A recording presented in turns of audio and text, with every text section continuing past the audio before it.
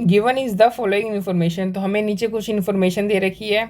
सबसे पहले कह रहा है कि जो डे लिमिटेड है और नाइट लिमिटेड है, ये दो कंपनीज हैं। इन दोनों कंपनीज का हमें क्या दे रखा है, अर्निंग आफ्टर टैक्स यानी नेट अर्निंग्स दे रखी है, और नंबर ऑफ इक्विटी शेयर्स दे रखा है।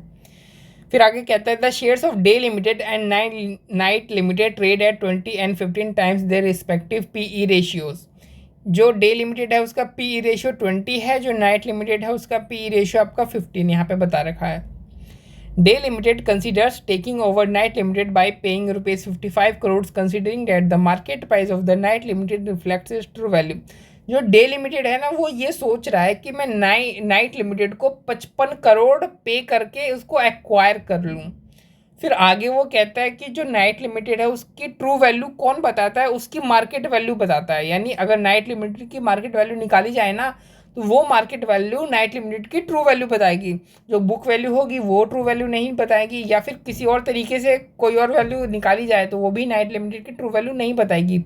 जो नाइट लिमिटेड का जो मार्केट कैप है वही उसका ट्रू वैल्यू बताता है। लेकिन हमें तो ये भी नहीं पता कि जो नाइट लिमिटेड है उसका मार्केट कैप है क्या। तो हम क्या करते हैं, सबसे पहले इन्फॉर्मेशन के बीच में ही क्या करते हैं, हम जो नाइट लिमिटेड है उसका मार्केट कैप एक बार निकाल लेते हैं।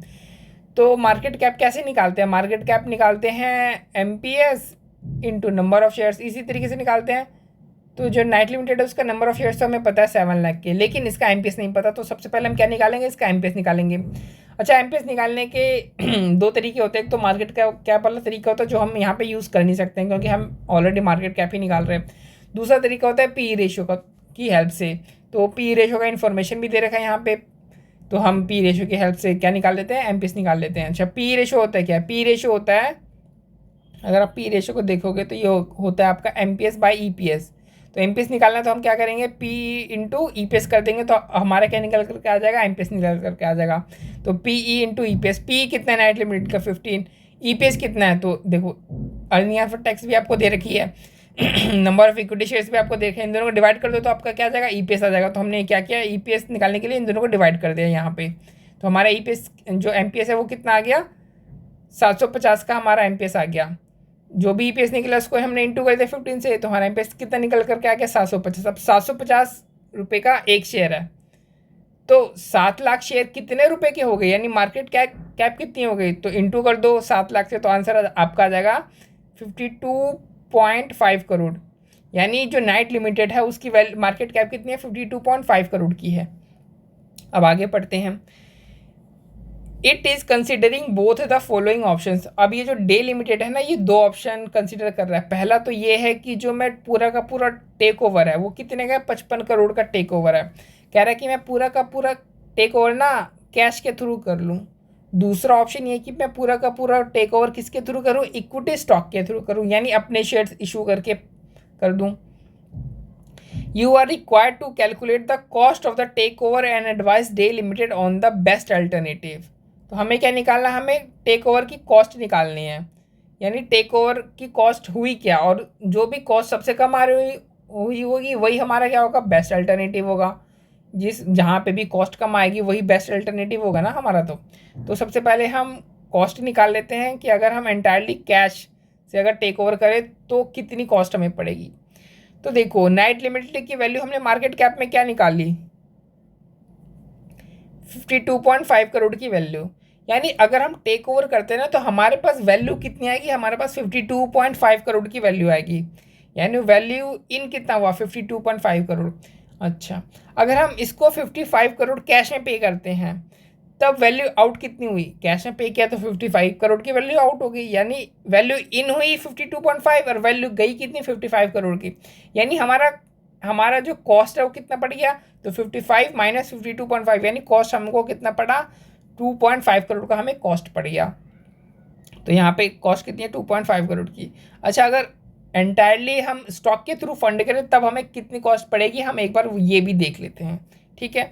अच्छा, तो ये देखो, हम अगर एंटायरली फंड करेंगे स्टॉक के थ्रू तो मतलब जो मर्ज्ड फर्म जो होगी उसके अंदर वाई लिमिटेड का भी, वाई लिमिटेड है ना ये, नाइट लिमिटेड का भी शेयर होगा, बिल्कुल शेयर होगा। क्यों, क्योंकि हम उसको शेयर इशू करेंगे, ठीक है। अब हम उसको शेयर इशू करेंगे, ठीक है, लेकिन हम उसको कितने शेयर इशू करेंगे, तो जो टेक ओवर है वो 55 करोड़ रुपए का होना है। 55 करोड़ रुपए, अभी मत बोलो, 55 करोड़ ही बोलो कि 55 करोड़ का होना है टेक ओवर।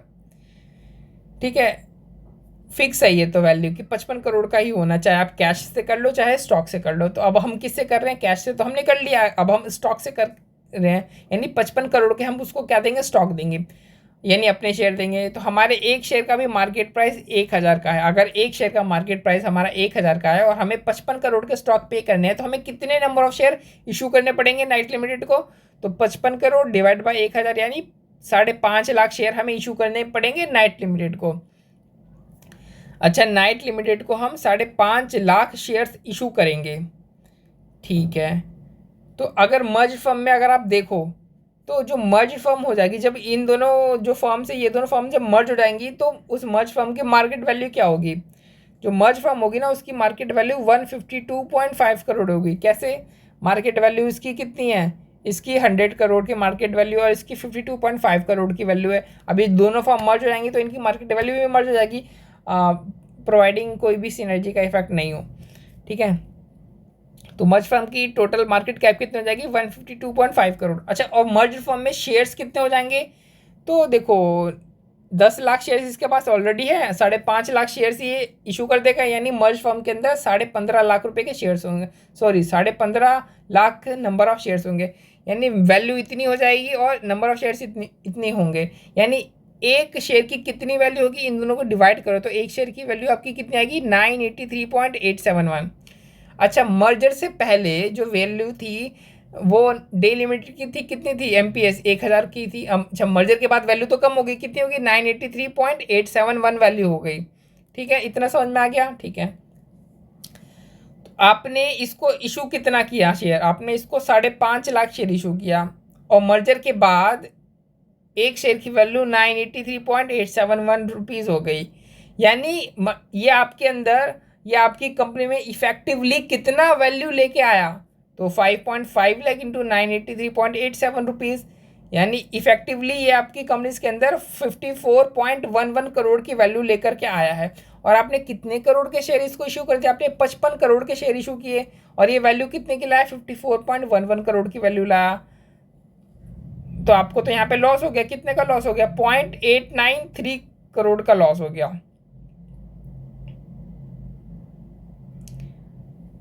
वो तो ठीक है, यहाँ पे लॉस कितने का हो रहा था? यहाँ पे 2.5 करोड़ का लॉस हो रहा था, यहाँ पे 0.893 करोड़ रुपए का लॉस हो रहा है, यानी कम लॉस कहाँ हो रहा है? कम लॉस यहाँ पे हो रहा है।